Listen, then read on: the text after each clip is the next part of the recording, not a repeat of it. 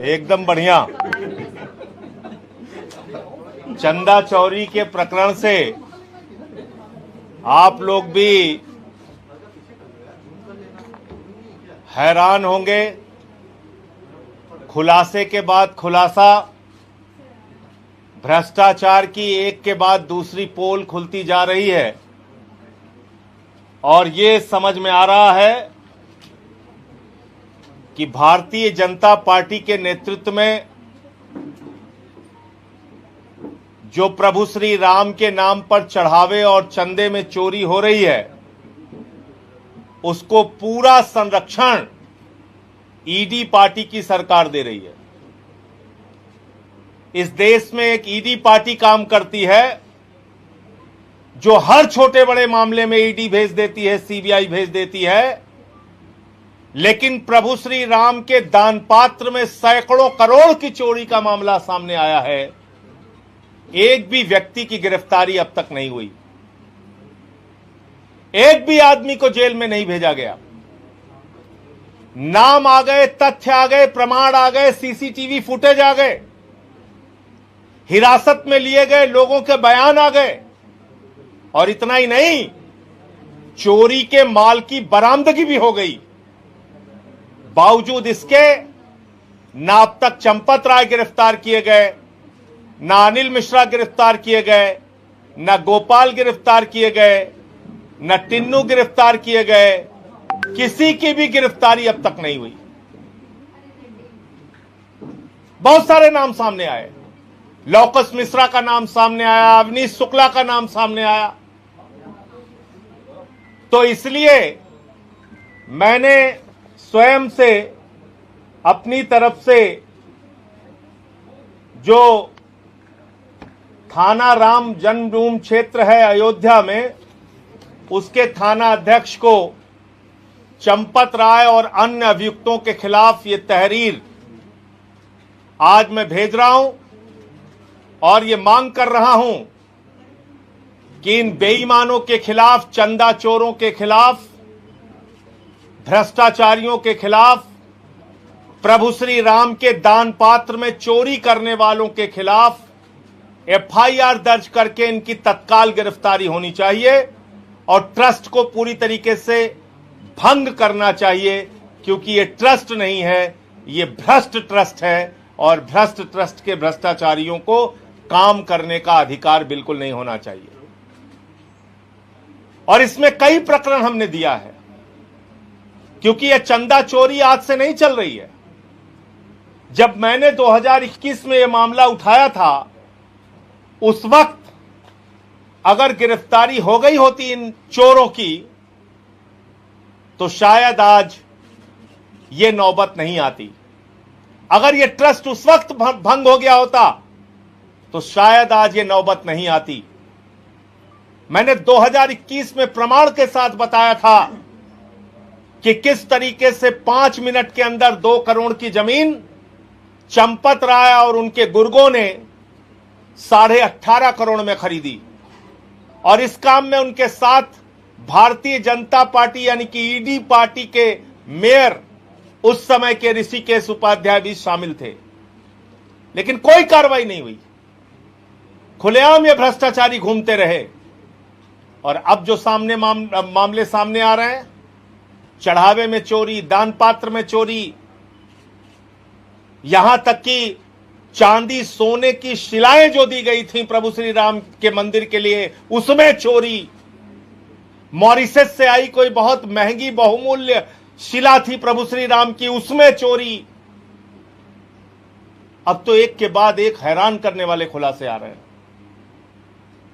और हर जगह चंपत राय का नाम आता है।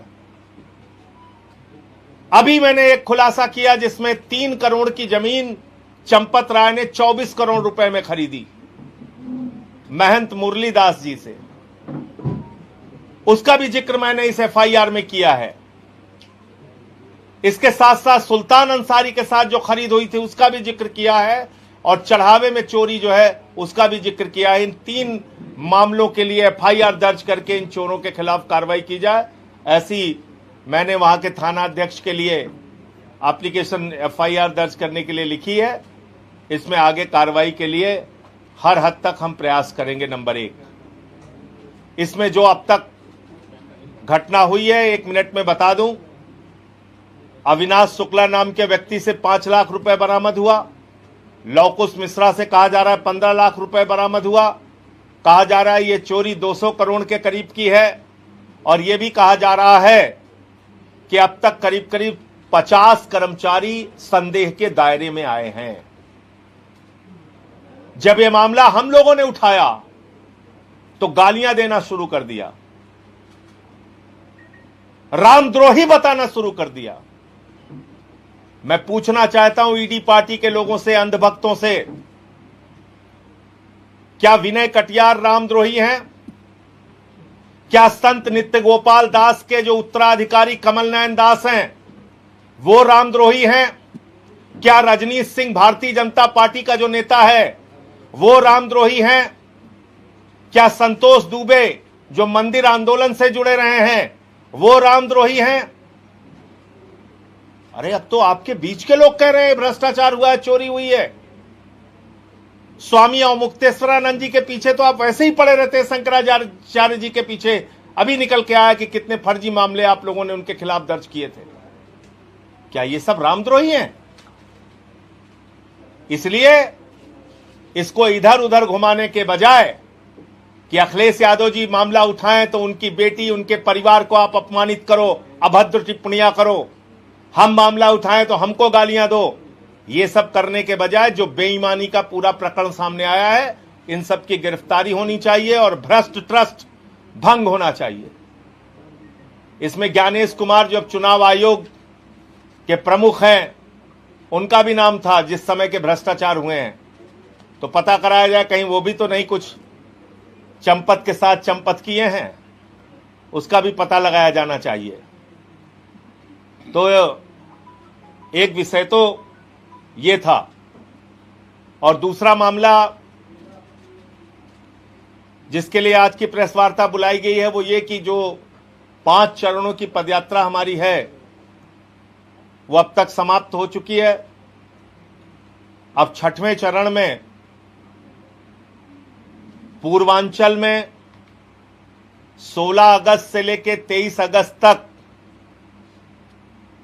यानी कि अगस्त महीने में जो क्रांति का महीना कहा जाता है, जिस महीने में अंग्रेजों भारत छोड़ो का नारा दिया गया था, उसी अगस्त के महीने में, अगस्त क्रांति के महीने में आम आदमी पार्टी रोजगार दो और सामाजिक न्याय दो की अपने 6वें चरण की पदयात्रा आजमगढ़ से जौनपुर तक के लिए करेगी। और इस बीच में आजमगढ़, शाहगंज, जौनपुर और उस क्षेत्र से होते हुए करीब करीब 110 किलोमीटर की ये पदयात्रा होगी, जो 7 से 8 दिन में हम लोग पूरी करेंगे।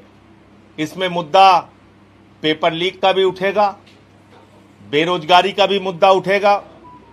उत्तर प्रदेश में जिस तरह से भर्तियों के पेपर लीक हुए हैं, लेखपाल से लेकर पुलिस भर्ती से लेकर तमाम भर्तियों के जो पेपर लीक हुए हैं वो मुद्दा भी उठेगा। और साथ ही साथ छुआछूत, भेदभाव, समाज के अलग अलग जातियों के साथ आरक्षण के नाम पे धोखा, ये सारे प्रकरण भी, ये सारे मामले भी सामाजिक न्याय के तहत उठाए जाएंगे और जनता के बीच में जाके उनका समर्थन लेके एक जन आंदोलन हम लोग खड़ा करेंगे। हमारे साथ पूर्वांचल के जो प्रांत के अध्यक्ष हैं हमारे राजेश यादव जी, वो भी मौजूद हैं। वो भी अपनी बात 2 मिनट आपसे करेंगे, फिर आप